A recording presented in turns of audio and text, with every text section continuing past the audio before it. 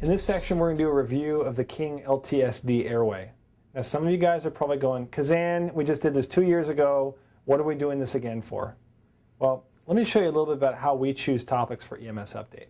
Dr. Kazan, it's that time again. EMS Update again? You know it. Let's see. Come on, femur fractures. Peds seizure. Pick again. Pick again.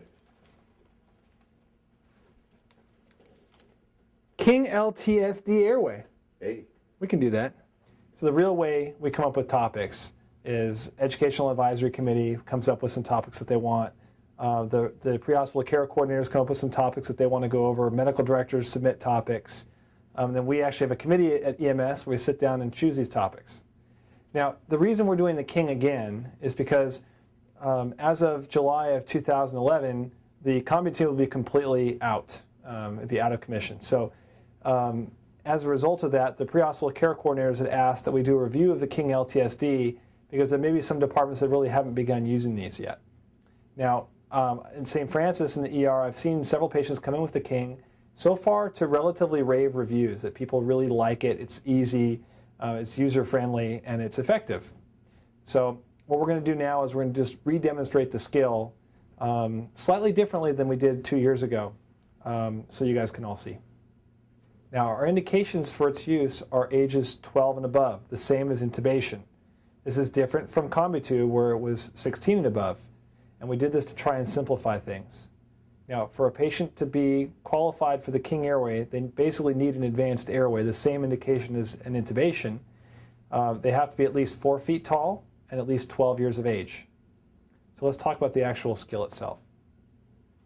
So for the package, there are 3 different sizes. There's a 3, 4, and a 5. Size 3 is for patients that are 4 to 5 feet tall.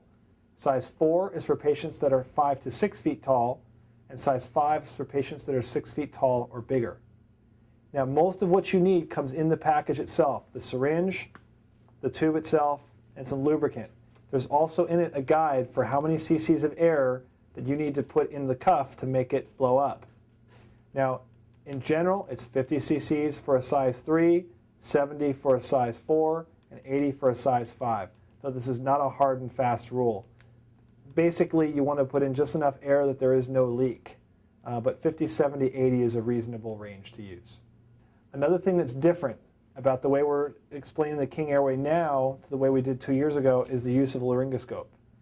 It's now recommended by the manufacturer to use a laryngoscope not to visualize the cords, but just to help pull the structures out of the way of the tube to provide less trauma to the patient.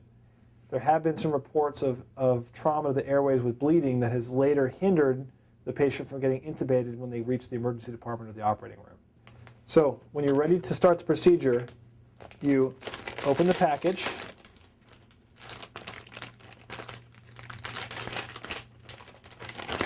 remove the tube, lubricant, and the syringe.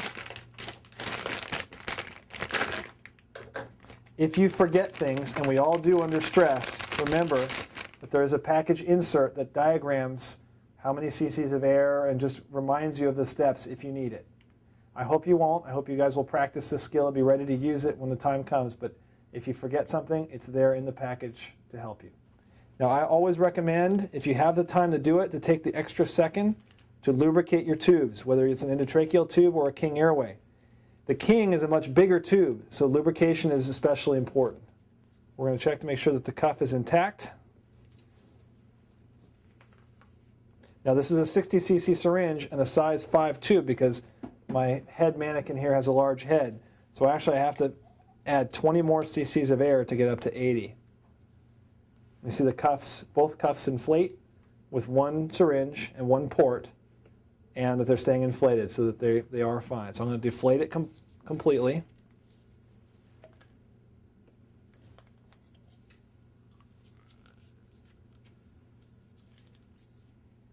Okay. Now, to place the tube, there's a blue line on the side of the airway device. This is going to go up against the corner of the patient's mouth. Okay. So I'm going to use my laryngoscope, but not to visualize the cords, only to move structures out of the way. I'm going to take my King airway with a blue stripe facing the corner of the patient's mouth. I'm going to slide it all the way to the back, and then I'm going to rotate it so that the blue line faces the chin. Now bear in mind that with mannequins, it's always a little trickier than it is in real patients. I'm going to advance it all the way until it's at the hub. When it's at the hub, I'm then going to inflate it.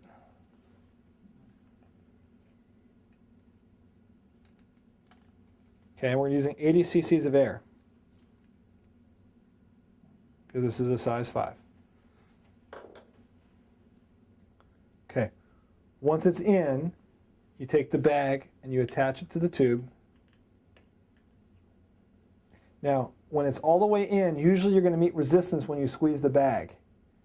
So what you're going to do is you're going to slowly back the tube up while you try to bag the patient until you're going to feel a decrease in resistance, and suddenly you'll be able to bag the patient.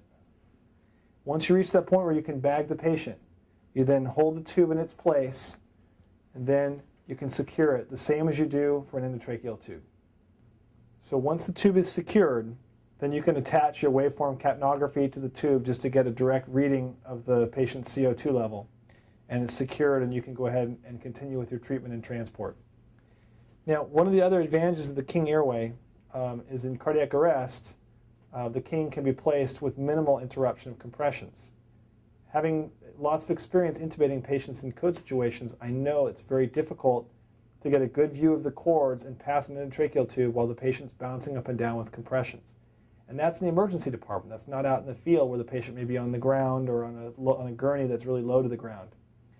So I understand that's very difficult. We're not saying at this point that the King should replace the endotracheal tube. What we're saying is that the King is your backup, that you can use it in situations that are just not ideal for an endotracheal tube. And one of those examples is a code situation where you really don't want to interrupt compressions. So to sum up, as of July 2011, the King airway will officially replace the combi tube. Now, for the past 2 years, we've had a lot of success with it. Many of you out there have tried it and really seem to like it. If you have not had the chance to try it, I urge you to please practice with it either today or at a time designated by your training coordinator so you all are familiar with it if you ever replace in a code situation.